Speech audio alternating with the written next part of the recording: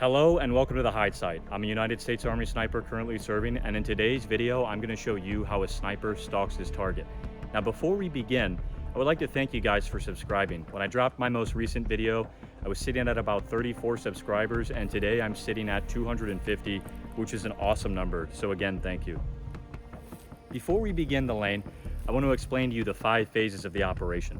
There's your insertion, infiltration, recon, execution, and withdrawal. We are starting from a successful insertion. Now, what is an insertion? Whatever means you used to get to your area of operations, whether that be a vehicle drop-off, air landed, parachute, however you got there is your insertion. In this scenario, I've now been successfully inserted, and I'm going to begin my infiltration into my area of operations. Your infiltration is just a standard patrol with everything on your back, ready to go. It'll look something like this.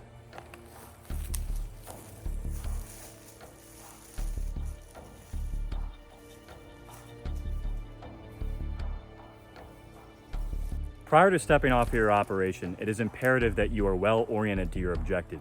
You can do that by identifying distinguishable or key features, terrain, structures, etc. that can act as right and left limits as well as backdrops. For example, on this lane, I'm traveling generally southwest. I know that to my right or to my north, there's a road that runs west to east. So if I end up on a road running west to east, I know I've gone too far right and I may overshoot my objective. My objective lies on an ODA or an open danger area, so I know if I end up on an ODA or I pass an ODA, I've likely passed my objective.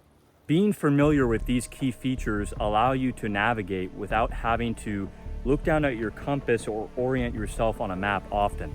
You can focus on what lies ahead of you and continue to detect any form of enemy activity or anything that might result in your detection.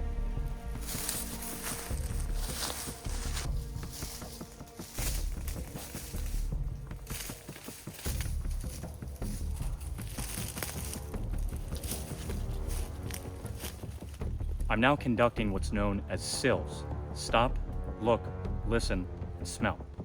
I'm obviously stopping, but I'm also looking for any indicators of enemy presence. For example, most modern militaries utilize prepackaged meals such as MREs. If during my Sills I identify MRE trash, it's a good indicator that the enemy has been here before or may still be here now. I'm also listening. Oftentimes you'll find that you'll likely hear your objective before you see it. The enemy may be starting up a truck and moving vehicles. Maybe they're in a relaxed posture and they're joking and laughing. I'm also smelling. It's a common vice that soldiers have. Cigarettes. I may smell pipe tobacco, cigars, cigarettes, another indicator that I am close to my objective. Now, it is imperative that during your patrol, you conduct Sills often. It will help maintain that orientation to your objective, as well as mitigate the chances of you being compromised.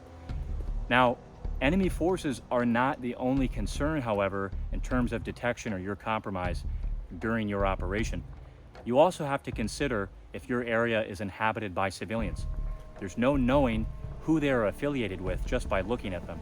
If during your movement you are spotted by a hiker, you have to treat that as a soft compromise or your detection. There's no knowing or telling whether they're going to report your presence or not to the occupying force within the area.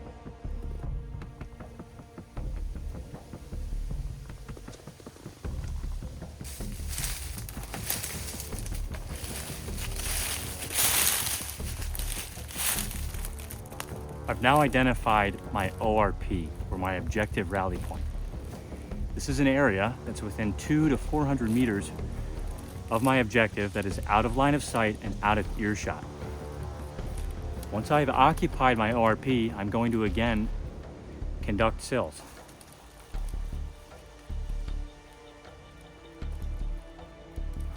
And I've determined there is no indication the enemy has been here before. And the ORP is where I can stash my extra equipment and prepare my individual camouflage for the next phase of the operation.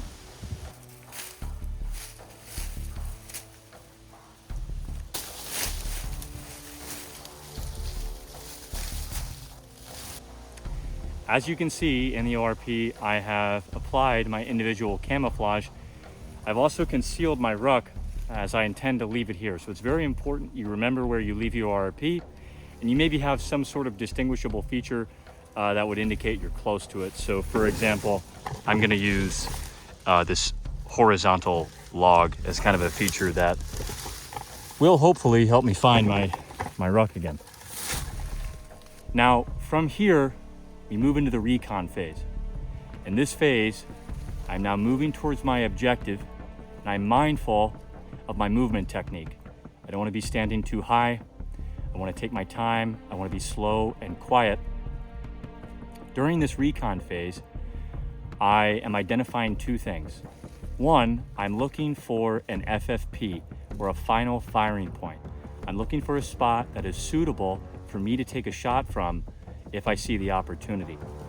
I'm also looking for what's known as PIR, or Priority Information Requirements.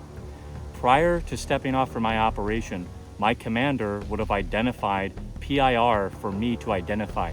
For example, my commander may want to know what sort of posture the enemy on this objective is in.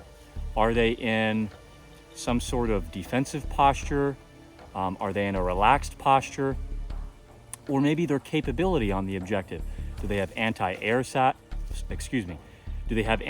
assets on the objective? Do they have anti-tank assets on the objective? So there are going to be questions that need to be answered that I'm also looking to answer. Up ahead, you can see the ODA, and I know that my objective lies on this ODA. Another indicator is if I look up towards the tree canopies, you can tell that it opens up here. So I for sure am on my objective. From here, I can now cloverleaf this ODA to answer the PIR previously identified. While I'm conducting those cloverleafs, I'm also looking for an FFP, or a final firing point, where I can sit and take a shot if necessary. During my cloverleafs, I've identified an excavator on the objective.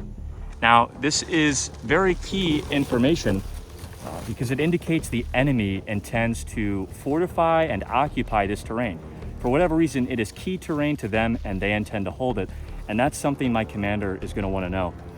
Now, let's say during this hypothetical operation, one of my objectives is to hinder and or harass the enemy's ability to fortify terrain within the area.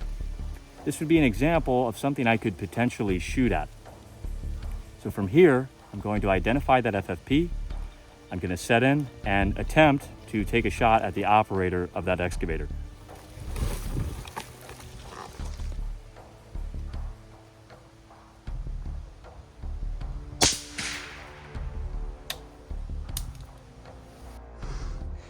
Now, I was only 88 yards, which is very close. If you can manage, you want to be outside of whatever the average max effective of the weapon systems on the objective will be. So for example, the max effective of an M4 is like 500 meters. So ideally, if you know your enemy on the objective has M4s, you'd want to be like outside of 500 meters. But that just wasn't really feasible on this lane. But as you can see, we had a kill shot kind of just around the sternum. So this guy is very, very dead. So everything after that first initial shot that is taken is now the withdrawal phase. You don't want to hang out there too long, but you also don't want to just get up and walk away. You're likely going to have to conceal your movement by crawling a couple hundred meters, stopping if the enemy are near or if they're within earshot. But from there, you're essentially leaving. And then of course, communicating with whatever unit is picking you up for exfiltration. But with that, I hope you guys enjoyed. I kind of cut a lot of corners. It is very, very hot. It's like 95 degrees right now. And that always puts you in a bad mood. So there were some things I kind of didn't go into. I wasn't as descriptive with. Maybe in the future, I'll do a more in-depth video of how this looks and like all of the camouflage techniques and exactly what to do here and then. But I just wanted to give you guys an overall picture of how to look from start to finish. So I hope you guys enjoyed. I hope you learned something. And again, thank you for subscribing. I hope to catch you in the next one.